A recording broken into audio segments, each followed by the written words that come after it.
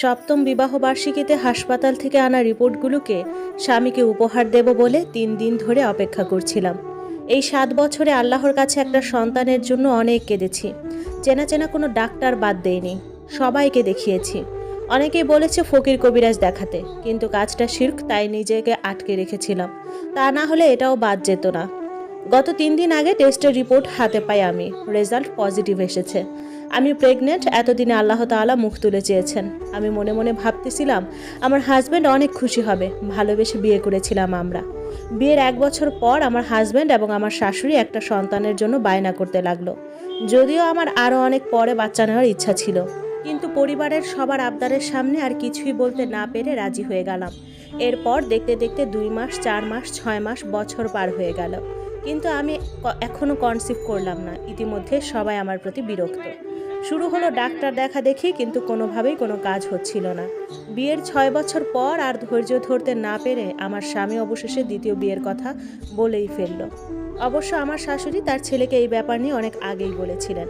নেহাত আমরা দুজন ভালোবেসে বিয়ে করেছিলাম বলে এই এত বছর আমার স্বামী মুখ বুজেছিলেন, কিন্তু 6 বছর পর যখন দেখলো আমার কোনো সন্তান হয় না, তখন আমার স্বামীর ধৈর্যের বাঁধ ভেঙে যায়।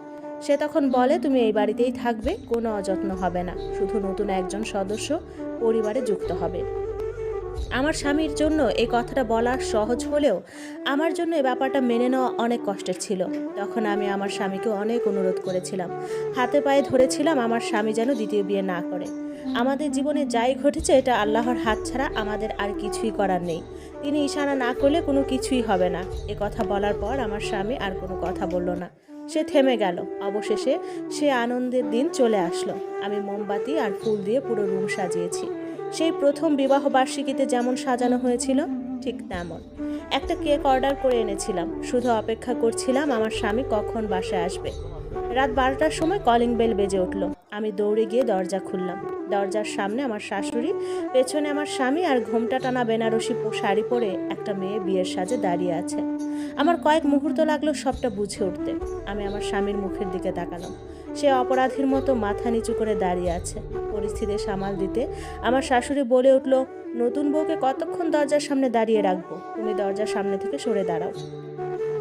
আমাকে সরিয়ে দিয়ে আমার শাশুড়ির সাথে আমার স্বামী এবং তার নতুন বউ ঘরে প্রবেশ করলো। তবে সকালে আমার শাশুড়ি বলেছিলেন আমার স্বামীকে নিয়ে তার এক আত্মীয়ের বাসায় যাচ্ছেন, তাই ফিরতে দেরি হবে। তবে এই বুঝে তার সেই আত্মীয়। আমি আমার বিবাহ বার্ষিকী উপলক্ষে ঘরের সবার জন্য বিরিয়ানি রান্না করেছিলাম, আর ঘরটাও গোলাপ ফুল দিয়ে নতুন করে সাজিয়েছিলাম। একদিকে বিরিয়ানির গন্ধ, আরেকদিকে তাজা ফুলের সুবাস সারা ঘর জুড়ে মৌ মৌ করছে।